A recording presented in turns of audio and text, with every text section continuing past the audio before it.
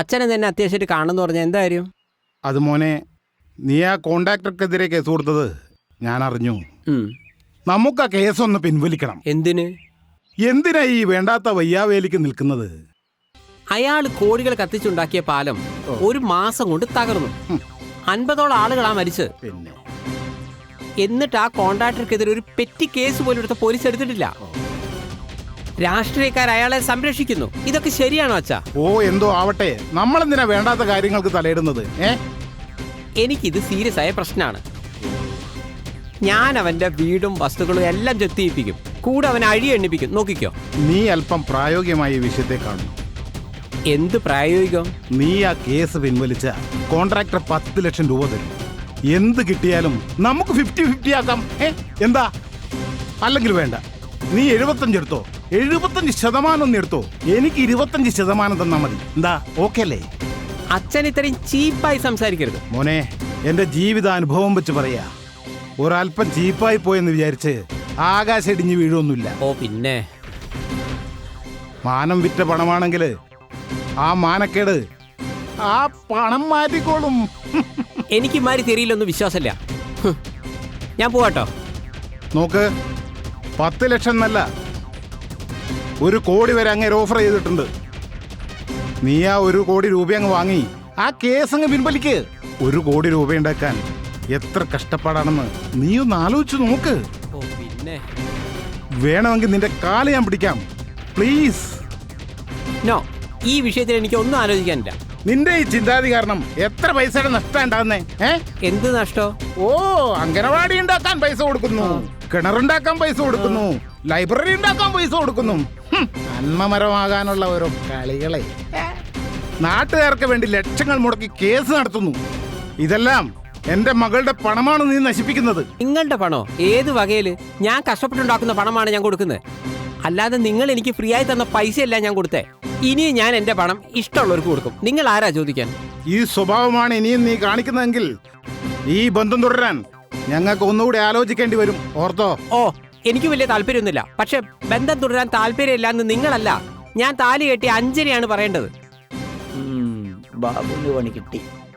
അപ്പൊ കാണാം. ആ, കാണാം. ഇപ്പൊ ഞാൻ പറഞ്ഞ എന്തായി? മരുമോന്റെ കാല് പിടിക്കേണ്ടെന്ന് ഞാൻ പറഞ്ഞില്ലേനോ? അതല്ലടാ, ഭാര്യയുടെ അച്ഛൻ എന്ന് പറഞ്ഞാ സ്വന്തം അച്ഛന് തുല്യല്ലേ. പക്ഷേ അവൻ എന്നെ ബഹുമാനിക്കുന്നില്ല, എന്നെ സ്നേഹിക്കുന്നില്ല. വിനയനെന്താ അമ്മായിയപ്പേ, അവൻ പണക്കാരനല്ലേ. അവൻ നിന്നെ ഒന്നും മൈൻഡ് ചെയ്യില്ല. എന്തായാലും നിന്റെ കൂട്ടുകാരൻ കോൺട്രാക്ടർ ഉണ്ട തിന്നും. ഞാൻ ആദ്യമായിട്ടാ ജീവിതത്തിൽ രാഷ്ട്രീയമായി പരാജയപ്പെടുന്നത്. ആ വിനയനെ ഞാൻ വെച്ചിട്ടുണ്ട്. നടന്നത് തന്നെ.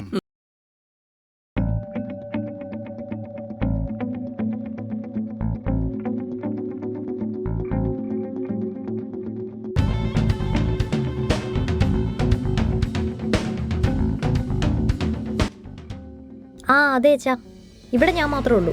അവരൊക്കെ സൂപ്പർ മാർക്കറ്റിലാ. മോളെ, ഞാൻ വളരെ വിഷമത്തോടൊരു കാര്യം പറയാനാ വിളിക്കുന്നത്. അയ്യോ, എന്തു പറ്റി അച്ഛാ? നിന്റെ ഭർത്താവിന് എന്നോട് ഒരു ബഹുമാനവും ഇല്ല. ആണോ?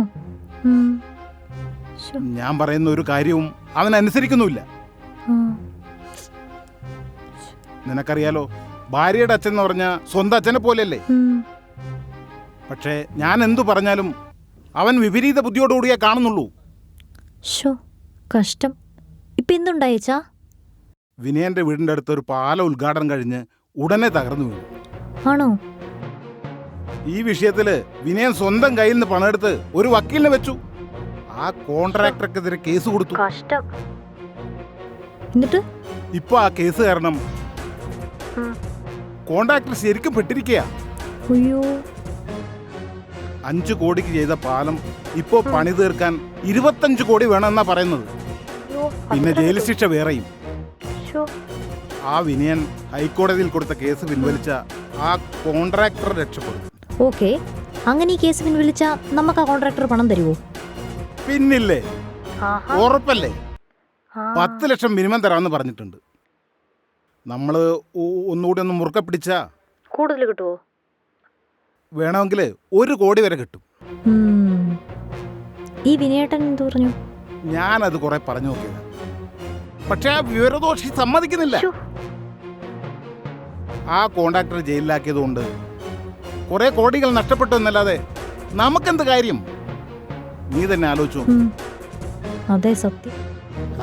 അതിനിടയിൽ ബസ് സ്റ്റോപ്പ് പണിയാനും ലൈബ്രറി ഉണ്ടാക്കാനും പൊതുകിണറുണ്ടാക്കാനും ഇവൻ ഫ്രീ ആയി സ്ഥലം കൊടുക്കുന്നു. എല്ലാം നിനക്ക് കൂടി അവകാശപ്പെട്ടതാണെന്ന് ഓർക്കണം. ഞാൻ എന്താ ചെയ്യേണ്ടത്? ഞാൻ ഇതിനെതിരെ കുറേ പറഞ്ഞതാ. എന്റെ വാക്കിന് ഒരു വിലയില്ല. അങ്ങേര് കഷ്ടപ്പെട്ട് കുറേ പണം ഉണ്ടാക്കും. കാണുന്നവനും കേൾക്കുന്നവനും ഒക്കെ പണം കൊടുത്ത് വിതരണം ചെയ്ത് നശിപ്പിക്കും. ഇതാണ് ഇവിടെ നടക്കുന്നത്. ഇതിൻ്റെ ഇടയിൽ ഞാൻ എൻ്റെ പേരിൽ ഒരു ഫിക്സഡ് ഡിപ്പോസിറ്റ് ഇടാൻ പറഞ്ഞാൽ അങ്ങേരത് കേൾക്കില്ല. അപ്പൊ പിശുക്ക് തരും. ചെയ്യാ ഈ ബന്ധം നമുക്ക് ശരിയാവില്ല. അതെ, ഇത്രയും കുരുത്തം കെട്ട ഒരുത്തനെ നമുക്ക് വേണ്ട. നീ അവനെ ഉപേക്ഷിക്കണം. സത്യം. ഞാനും അതാണ് ആലോചിക്കുന്നത് അച്ഛാ. എനിക്ക് വലിയ പ്രതീക്ഷയൊന്നുമില്ലായിരുന്നു. അറ്റ്ലീസ്റ്റ് എൻ്റെ അച്ഛനെ സ്നേഹിക്കുകയും ബഹുമാനിക്കുകയും ഒക്കെ ചെയ്യുന്ന ഒരു ഭർത്താവ്. പക്ഷേ ഒന്നും നടന്നില്ല. എങ്കിൽ ശരി അച്ഛാ.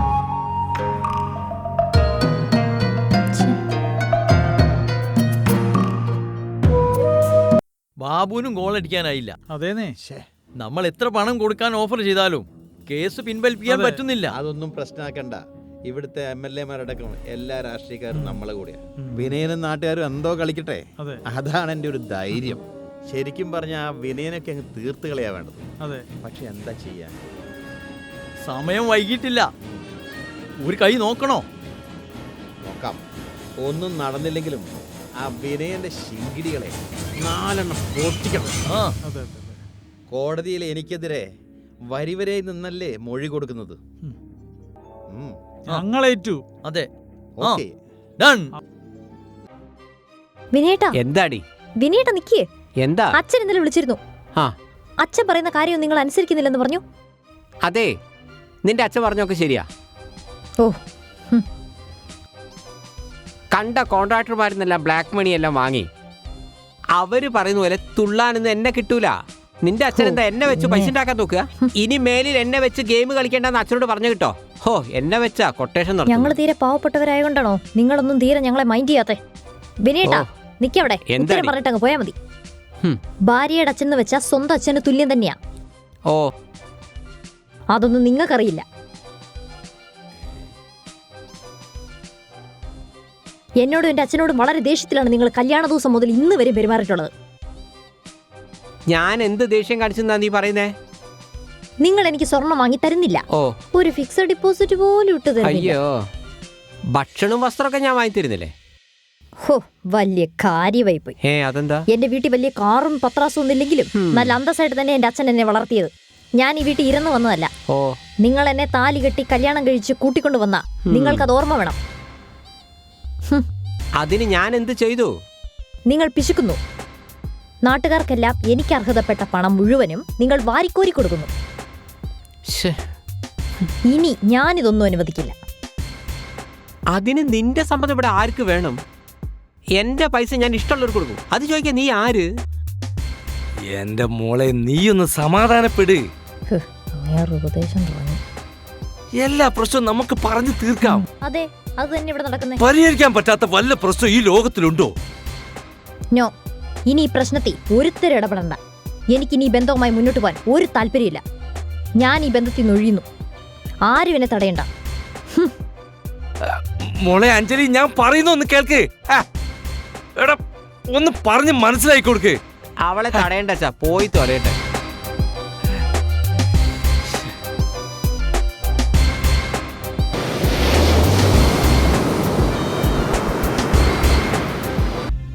വേണോട്ടാ, എന്റെ പറ്റിലെത്തി കേട്ടോ.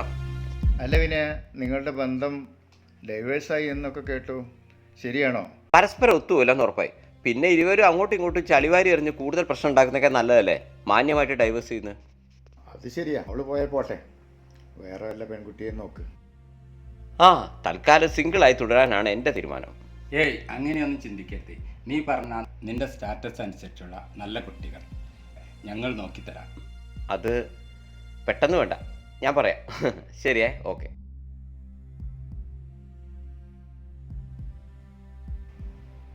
കാര്യം ഇങ്ങനെയൊക്കെ ആണെങ്കിലും ആ വിനയനോട് എനിക്കൊരു സെൻറ്റിമെൻ്റ് ഇല്ല. അവ അനുഭവിക്കട്ടെ. അതെന്താ? ആ അഞ്ജലി എന്ന് പറഞ്ഞ കുട്ടിയെ കല്യാണം കഴിക്കരുത് 100 തവണ അവനോട് പറഞ്ഞു. അവൻ അനുഭവിക്കട്ടെ, അല്ല എന്താ ചെയ്യാ. അല്ല, എന്താ ആ കുട്ടിക്ക് പ്രശ്നം? ആ കുട്ടിക്ക് പ്രശ്നമൊന്നുമില്ല. പക്ഷെ അവളുടെ അച്ഛനുണ്ടല്ലോ തറ രാഷ്ട്രീയക്കാരനാണ്. അതാണ് അവരുടെ ബന്ധം തകരാനുള്ള മെയിൻ കാരണം. സാരല്ല, അതിലും നല്ല കേസൊക്കെ വിനയന് കിട്ടും. ആ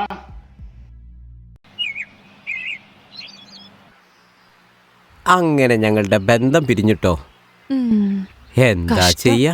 എന്നാലും ഇത്രയും നിസ്സാരമായ കാര്യങ്ങൾക്കൊക്കെ ഒരാള് ബന്ധം പിരിയാന്ന് വെച്ചാ എനിക്ക് വിശ്വസിക്കാനേ പറ്റുന്നില്ല. ഈ അഞ്ജലിക്കും അച്ഛനൊന്നും ഇത്രയും ബോധമില്ലേ? ഞാനായിട്ട് അവളെ പറഞ്ഞു വിട്ടതല്ല, അവളായിട്ട് പോയതാ. ഇതാണ് പറയുന്നേ, കല്യാണം കഴിക്കുമ്പോ ഒരു തറവാടിയെ തന്നെ തെരഞ്ഞെടുക്കണം. അവരവരുടെ നിലവാരം കാണിച്ചു, പക്ഷേ നിങ്ങളുടെ ലൈഫാ പോയത്. എന്താ ചെയ്യാ? അവളും അവളുടെ അച്ഛനും ഓവർ ബിസിനസ് മൈൻഡോട് നടന്നു. അവരത് കാണിച്ചു. അതെ, അതാണ് സത്യം. അല്ല, ഇനിയിപ്പോ എന്ത് ചെയ്യും? എന്ത് ചെയ്യാം? എന്റെ തലയിലെഴുത്ത്. അല്ല, ആ വീട്ടിൽ എന്തിന്റെങ്കിലും ഒരു കുറവുണ്ടോ? നീ തന്നെ ഒന്ന് ആലോചിച്ച് നോക്ക്. അത് ശരിയാ. പക്ഷെ അവക്കാണെങ്കിൽ 100 കുറ്റാ. എന്നിട്ട് നിങ്ങള് ഡൈവോഴ്സിന് കൊടുത്തോ? അവളും റെഡിയായിരുന്നോ? ആ, ഞങ്ങൾ ഒരുമിച്ച് എന്നെ ഡൈവേഴ്സിന് കൊടുത്തു. ഉടനെ മോചനം കിട്ടുന്ന കരുന്ന്. ആ അഞ്ജലിനെ നല്ല ബുദ്ധി ഉപദേശിക്കാൻ അവരുടെ ഭാഗത്ത് ആരും ഉണ്ടായില്ല അല്ലേ? സത്യം. എന്താ ചെയ്യാ? എന്താ പറയാ, അവര് അച്ഛനും മോക്കും ഈ ലോകത്ത് ഒരാളുമായിട്ട് ഒരു ബന്ധവുമില്ല. ആണോ? രാഷ്ട്രീയത്തിന്റെ മറവിൽ നാട്ടുകാരെ പറ്റിച്ച് ജീവിക്കുന്ന ഒരു അച്ഛൻ, ഒരു സ്വപ്ന ലോകത്ത് ജീവിക്കുന്ന ഒരു അഞ്ജലി. എന്ത് പറയാൻ, എന്റെ ഒരു തലയിലെഴുത്ത്. സാരമില്ല വിനയേട്ടാ, എല്ലാം നല്ലതിന് വേണ്ടിട്ടെന്ന് ചിന്തിക്ക്. എന്ത് ചെയ്യാനാ, എന്റെ ലൈഫ് കോഞ്ഞാട്ടേ.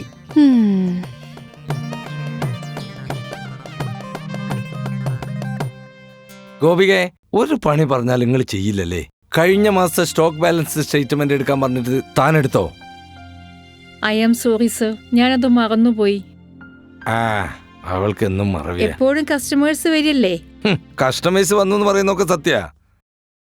പക്ഷേ നീ മറന്നത് അതുകൊണ്ടൊന്നുമല്ല. 24 മണിക്കൂർ ആ മൊബൈൽ കുത്തി കളിക്കല്ലേ? അത് ഇടയ്ക്ക് ഒരു റിലാക്സേഷന് വേണ്ടി. എന്ത് റിലാക്സേഷൻ? റിലാക്സേഷൻ ആ ശരി, ഇന്ന് രാത്രി 12 മണിയായാലും ഏൽപ്പിച്ച പണി തീർത്തിട്ട് നീ വീട്ടിൽ പോയാൽ മതി. മനസ്സിലായോ? ശരി സർ.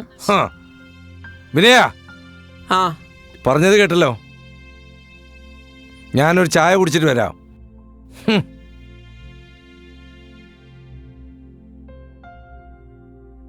പ്രശ്നമാക്കണ്ട ഗോപികെ, സ്റ്റോക്ക് സ്റ്റേറ്റ്മെന്റ് എടുക്കാൻ ഞാനും സഹായിക്കാം. നീ ഇങ്ങനെ ടെൻഷൻ ആവില്ലേ? Oh thank you. ഇന്നലെ വിനയൻ സാർ സഹായിച്ചോണ്ടാ ആ സമയത്തെങ്കിലും വീട്ടിൽ പോകാൻ പറ്റിയത്. മൊബൈൽ ഹാങ് ആയല്ലോ. വിനയന്റെ മൊബൈൽ ഒന്ന് തരുമോ? ഒരാള് ഫോൺ ചെയ്യാനുണ്ടേ. ഗോപികെ, എന്റെ അമ്മോ, ഇത്ര പെടുന്ന കാലമാടം തിരിച്ചു വന്നോ? പണി പാളിയോ? ഹലോ ഹലോ ഹലോ, ഞാൻ മൊബൈൽ ഒരാൾക്ക് കൊടുക്കാം. ഈ വിളിച്ച ആളാരാ? എന്താണ് മിസ്റ്റർ നിന്ന് പതുങ്ങുന്നത്? ഈ ഞാൻ ഇതുവരെ പേരിട്ടില്ലേ? പെട്ടല്ലോ. ഞാൻ എനിക്ക് വേണ്ടിയല്ല വിളിച്ചത്. ഹലോ ഹലോ,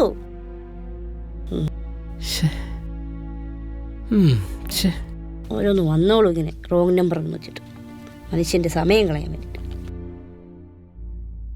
വിനയ, ഇപ്പം ഫ്രീ ആണോ? ആ ഫ്രീ ആണ്. എങ്കിൽ പാളയത്ത് പോയി സ്റ്റോക്ക് എടുത്തിട്ട് വാ. ആ ലോറി ഡ്രൈവറുടെ നമ്പർ തന്നിരുന്നെങ്കിൽ ഞാനൊന്ന് വിളിച്ച്.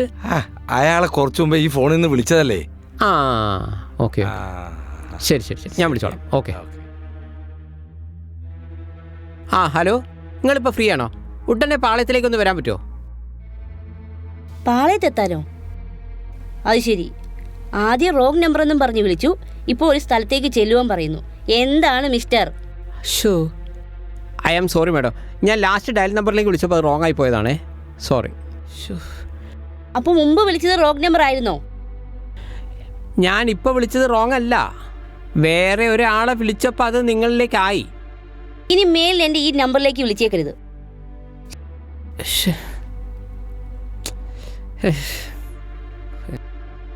അല്ല, ക്രിമിനൽ എന്ന് പറഞ്ഞ് ഈ നമ്പർ സേവ് ചെയ്യാം.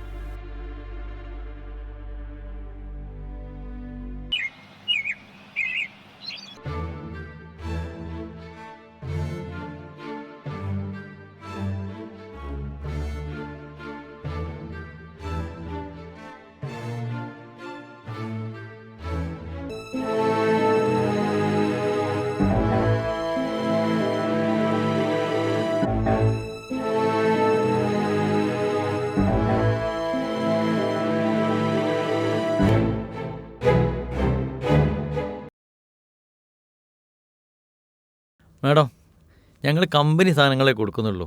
മാഡം തന്നെ നോക്കിയേ. ഹലോ, ഇവിടെ ടീഷർട്ട് ഇല്ലേ? ഉണ്ടല്ലോ.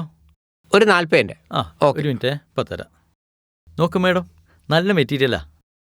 ആ എടാ, നിങ്ങൾ പാളയത്തിൽ വാബായി. ആ ഞാൻ എന്തെങ്കിലും വരായിരുന്നുണ്ടോ? ടൈമിലെത്തൂ. ഓക്കെ. ഈ സൗണ്ടും പാളയും എവിടെയോ കേട്ട് പരിചയമുണ്ടല്ലോ.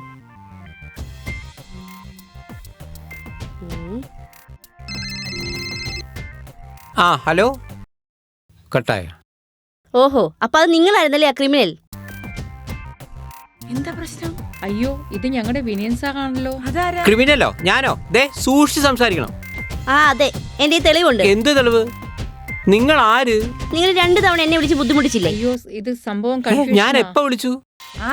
എന്താ പ്രശ്നം? ഇയാൾ ആരാ? ഇങ്ങനെ തുടർച്ചയായി എന്റെ ഫോണിലേക്ക് റോങ് നമ്പർ എന്നും പറഞ്ഞ് എന്നെ വിളിച്ച് ബുദ്ധിമുട്ടിക്കുന്നു. നോ ഞാൻ വിളിച്ചിട്ടില്ലേ. അയ്യോ, നിങ്ങൾ ഈ വിഷയം നിർത്തുന്നുണ്ടോ? ഓഹോ, അപ്പൊ ഇയാൾ നമ്പർ ആണല്ലേ? ഗോപികേ, ആരാണിവരൊക്കെ? ഗോപികെ, നിനക്ക് ഇയാൾ അറിയോ? ശേ, ഇതാണ് വിനയൻ സാർ. ഞാൻ ജോലി ചെയ്യുന്ന സൂപ്പർ മാർക്കറ്റിന്റെ മുതലാളിയാ. ഏത് മുതലാളിയാണെങ്കിലും കയ്യിലിരിപ്പ് അത്ര ശരിയല്ല. എന്റെ ആതിരെ, ഞാൻ പറഞ്ഞിട്ടാ വിനയൻ സാർ നിന്നെ വിളിച്ചേ. എന്റെ മൊബൈൽ പെട്ടെന്ന് ഹാങ് ആയപ്പം ഞാൻ വിനയൻ സാറിന്റെ ഫോണിൽ നിന്നെ വിളിച്ചതാ. പക്ഷേ എനിക്ക് ആ കോൾ എടുക്കാൻ പറ്റിയില്ല. ഇതാണ് സത്യം. ഞാനായിട്ട് നിങ്ങളെ വിളിച്ചിട്ടൊന്നുമില്ല. ശരി, സമ്മതിച്ചു. എന്നാ വിഷയം അങ്ങ് വിട്. അങ്ങേ തലയ്ക്ക് ഒരു സ്ത്രീ ആണെന്ന് അറിഞ്ഞിട്ടും ഓ, ഇങ്ങനെ എന്തിനാ വീണ്ടും വിളിച്ചത്? അത് ശരിയാണല്ലോ. എന്റെ ഗോപികെ, സ്റ്റോക്ക് എടുക്കാൻ പാളയത്തിലേക്ക് പോകുന്ന സമയത്ത് ഡ്രൈവറുടെ നമ്പറിലേക്ക് വിളിച്ചതാ. കഷ്ടകാലത്തിന് ഇവരെ നമ്പറിലേക്ക് ആയിപ്പോയി. അതാണോ കാര്യം? ഞാൻ എന്തെങ്കിലും മോശമായ ഒരു വാക്കും കൊണ്ട് സംസാരിച്ചിട്ടുണ്ടോ? നിന്റെ വാട്സാപ്പിൽ ഇയാൾ മോശമായിട്ട് എന്തെങ്കിലും മെസ്സേജ് അയച്ചോ? അതൊന്നുമില്ല. ശരി, എന്നാ പോട്ടെ, വിട്ടേക്ക്. ഇവക്ക് വേണ്ടി ഞാൻ സാറിനോട് സോറി പറയുന്നു. അപ്പോഴേക്കും എന്നെ ക്രിമിനൽ ആക്കിയില്ലേ. അപ്പൊ ഡ്രസ് എടുക്കണ്ടേ? ഈ ആതിരയുടെ ഒരു കാര്യം. ആകെ കിട്ടിയൊരു കസ്റ്റമറെ അതും പോയി. എന്താ ചെയ്യും?